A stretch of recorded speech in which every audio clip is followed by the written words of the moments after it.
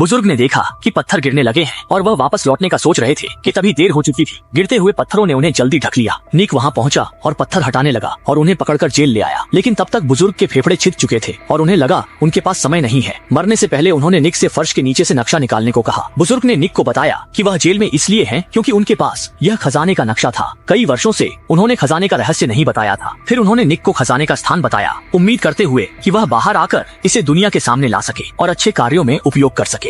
जैसे ही उन्होंने अपनी अंतिम इच्छाएं बताईं, बुजुर्ग ने दम तोड़ दिया और निक तुरंत गहरे शोक में डूब गया क्योंकि उनका एकमात्र सहारा भी उनसे दूर चला गया। जब वह गहरे शोक में डूबा हुआ था तभी संयोग से जेल का प्रहरी खाना देने आया। निक जल्दी से दीवार के कोने में छिप गया, लेकिन वह दरवाजे के पास थाली रखना भूल गया। जेल प्रहरी ने अंदर से कोई प्रतिक्रिया न मिलने पर झुक कर देखा तो उसने पहले ही मर चुके बुजुर्ग को देखा और तुरंत मदद के लिए चला गया। इस मौके का फायदा उठाते हुए निक तुरंत सुरंग में वापस चला गया। जल्द ही 3 जेल प्रहरी कोठरी में आए, मिलकर बुजुर्ग को शव बैग पर उठाया और उसे बांध दिया। फिर जेलर से निर्देश लेने चले गए। उन्हें यह नहीं पता था कि निक लगातार सुरंग में छिपा हुआ था। जैसे ही जेल प्रहरी चले गए, निक चुपके से बाहर आ गया। वह अपने गुरु से अंतिम विदाई लेने की सोच रहा था, लेकिन अचानक उसके दिमाग में एक साहसिक विचार आया। दृश्य बदलता है। जेलर अपने सहायकों के साथ कोठरी में आता है। वह बुजुर्ग की मौत की परवाह नहीं करता क्योंकि जेल में मौतें बहुत सामान्य है। इसके बाद उसने अपने सहायकों को आदेश दिया कि शव को समुद्र में फेंककर मछलियों को खिला दे। जैसे ही वे जेल से बाहर निकले, दूसरी ओर खाना परोसने वाला प्रहरी निक की कोठरी के बाहर आया, लेकिन उसे कोई जवाब नहीं था। इससे प्रहरी तुरंत सतर्क हो गया। उसने संदेह के साथ कोठरी का दरवाजा खोला, लेकिन उसने देखा कि निक जमीन पर पड़ा है। पर जब उसने शरीर को पलटा तो पाया कि यह वास्तव में बुजुर्ग का शव था। समझा कि निक ने चालाकी से अदला बदली की।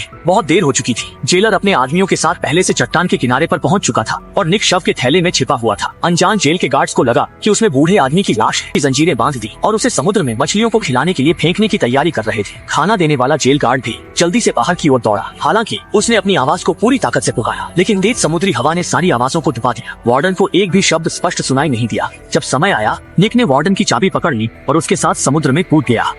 समुद्र गहरे डूबने के बाद निक ने तुरंत रस्सी काट दी और फिर चाबी का उपयोग करके लाश को लपेटी जंजीर खोल दी। लेकिन जब बड़ी मुश्किल पानी की सतह पर आया और पीछे मुड़ देखा तो चट्टान पास जेलर पाया। निक ने उसे पकड़ लिया और पानी में दबा दिया जब तक कि वह डूबकर मर नहीं गया। जेलर पूरी तरह अंत करने के बाद निक दृढ़ संकल्प के साथ किनारे की ओर तैरने लगा। अगले दिन सुबह जब निक जागा तो वह समुद्र की लहरों से किनारे पर आ चुका था। समुद्र के उस पार की जेल को देखते हुए निक अपनी खुशी को और नहीं दबा सका। वह आखिरकार उस डरावनी जेल से बच निकला था। वह उत्साह से झूम उठा और बाहरी दुनिया की आजादी की हवा को लालच से महसूस करने लगा। लेकिन वह अभी खुश भी नहीं हो पाया था कि उसने देखा कि उसके पास लुटेरे समुद्री डाकू खड़े हैं। निक तुरंत ही स्तब्ध रह गया। सौभाग्य से समुद्री डाकू के सरदार ने निक को फटे पुराने कपड़ों में देखा और उसे गलती से एक भिखारी समझ लिया। उन्होंने उसे परेशान नहीं किया, बल्कि दयालुता से उसे समुद्री डाकू जहाज पर ले गए और अंत में उसे उसके सपनों के घर वापस भेज दिया।